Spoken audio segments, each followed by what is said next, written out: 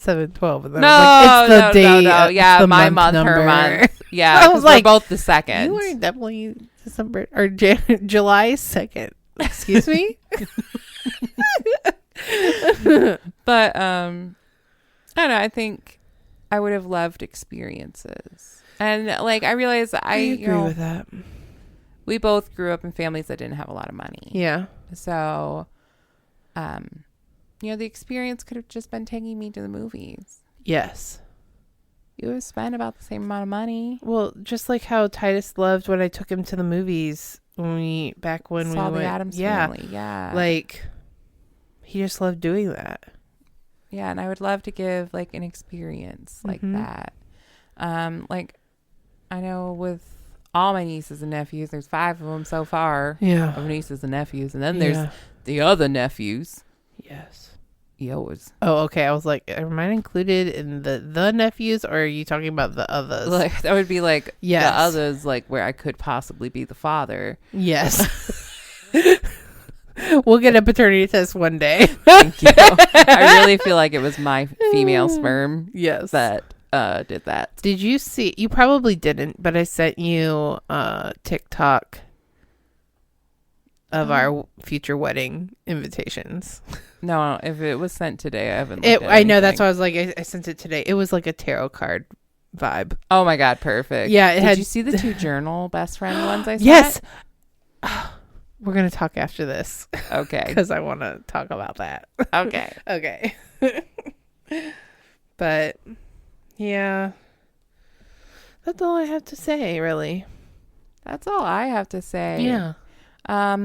When in doubt, if you're shopping for a child or someone and you go, this seems pretty generic, will they like it? The answer is no. Yeah. If they don't... People are trying to sell you cheap, gimmicky, wrapped up holiday shit. Just so that way you buy it and give it to someone. Yes. Save your time. Get a girl a $5 Starbucks gift card. Yeah. Or a Dunkin' I gift ask card. all my cousins what they want.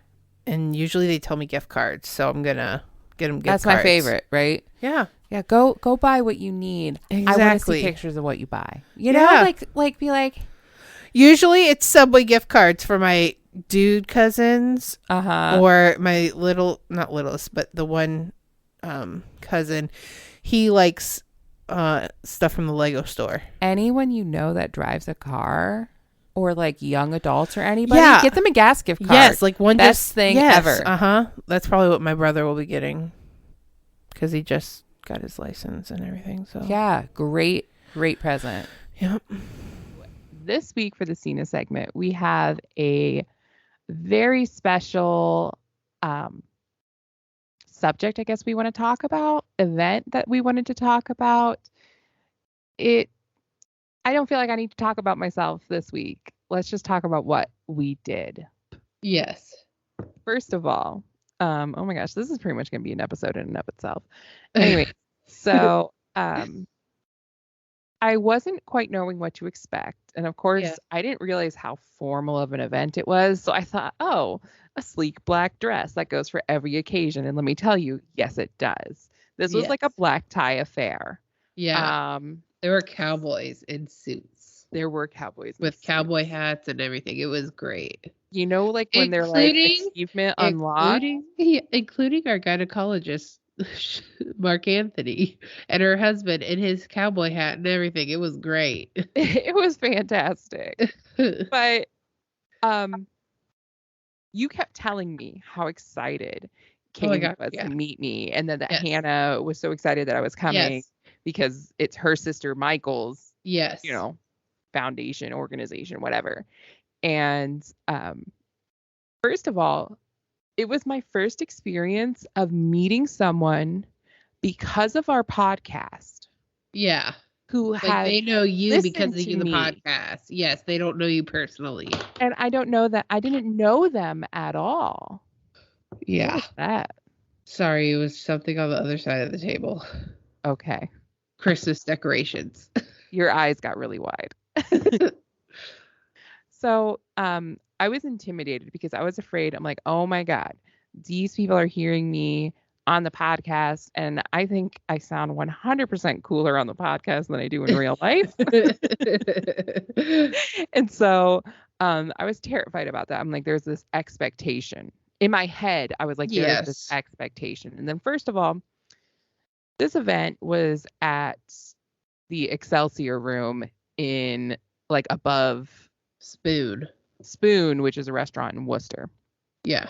And so we go upstairs, and first of all, this building is beautiful. You can hear the event. We see all these people coming in like floor length dresses and suits going upstairs. And I'm like, oh gosh, I got anxiety. I'm like, what are we getting ourselves into? And I'm oh, hi. Hi, dog. Hi. Percy. So anyway. The wind blew outside, Mom. Yeah. But so we go upstairs, and first of all, we both meet Michael, which is Hannah's sister, correct? Michael and Tori, the co-founders. Yes, for Every Girl.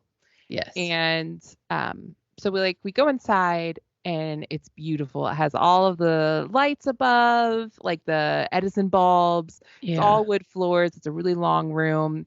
And then I turn, and you're like, oh, these are them. Okay.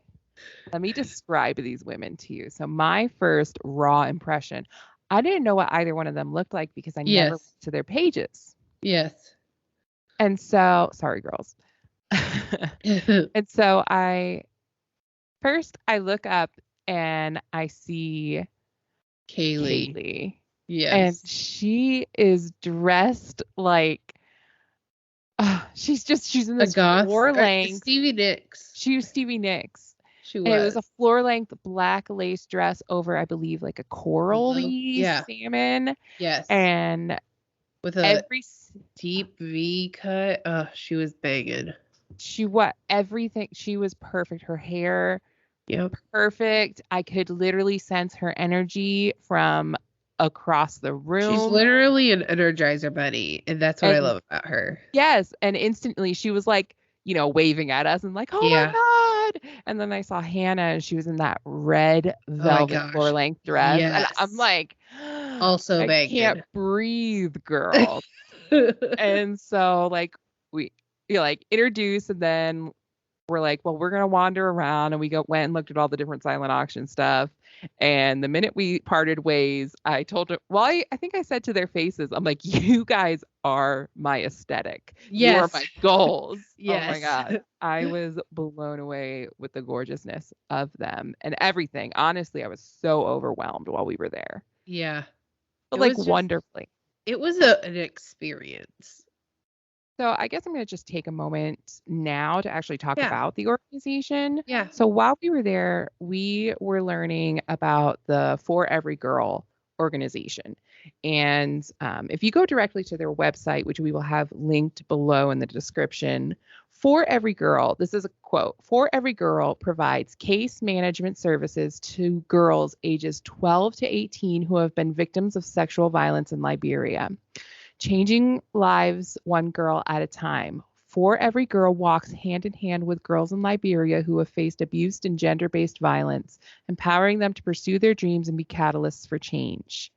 So the big thing, I guess I just want to say that I took away from there, this is a fairly new organization, as in within the last 3 years. Yes. So their first building that they service that sounds terrible, but they provide services for girls in a 10-mile radius. Yes. And they work with 2 police stations within that radius, right? Yes, 2 police stations within that radius. And every week, girls aged 12 to 18, they have 10 to 15 cases a week brought to them for these girls who have been exposed to or, assaulted horribly, because there is so much of a financial burden there. It's literally, they said something about how it's one of the first things they think of as a child when they can't go to school, they can't just stay at home. They think of how they're going to make money, and selling their bodies is like one of the first things they think of because that's just the culture over there. And with that being said, the average income of these girls who do have to sell their body for food, for their family to eat, to send their brothers to school, the average income is $480 or something like that, in the 400 range, and that's per year. Yeah. And I think that's insane because that's probably, like she said, what we spend on groceries a month. Yes. You know? Yeah. And that's their yearly income. So the For Every Girls provides not only counseling, they help pay for education for these girls. So they get scholarships. And I'm assuming with that is some living expenses are paid for them. Yeah, probably. And they do a lot with feminine hygiene and education about that, because there's a lot of things these girls don't know. And really, it's just a worthy cause. And from what we've seen, because they had a program, I think it's just obviously a fight that's worth fighting. Yeah, and that Friday night, they were raising money to build a second location. And for 4 people to work there and to have, I think they said up to 20 girls. Correct. There's a wait list. Yes. And they needed to raise $41,000. And before we left, they weren't done counting all the donations, but they were already surpassed $40,000 just in one night. So they did actually post all the food. So on their Facebook page, they posted on December 4th, the day after the event, "We have some big news to share. We are growing. On behalf of our girls in Liberia and the dedicated staff that support them, we want to sincerely thank you for those who were able to attend to our 3rd annual For Every Girl Gala. We are so excited to announce that through your generosity, we were able to raise $46,500 to support a brand new location in Monrovia, Liberia." And of course, they're obviously asking for more donations. Ideally, they want to hit the 50,000 goal. I guess without saying much more and sounding redundant, but it made me feel good contributing and being there. Same. And I think it's a worthy cause. And I am so thankful that Hannah and Kaylee invited us. I am too. I've got fact of the week, short and sweet facts of the week this week. We have in 1881, a fire at the Ring Theatre in Vienna, Australia, killed over 600 people. Is now the bad time to say whenever I hear Vienna, I just think sausage? That's same though. I can see Dustin covering his roasted Wheaties. Sorry.